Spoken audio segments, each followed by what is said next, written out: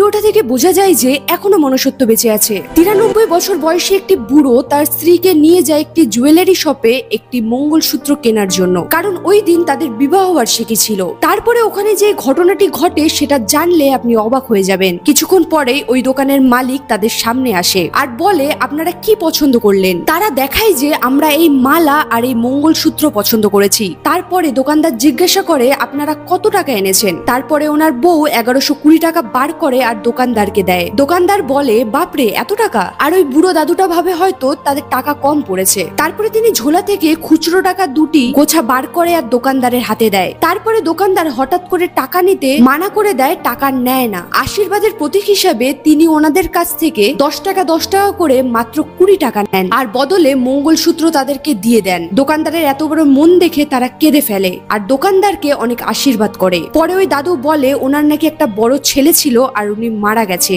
আর ছোট ছেলে মদ খায় আর নেশা ভান করে, তাই তারা একাই থাকে একে অপরের সাহারায়।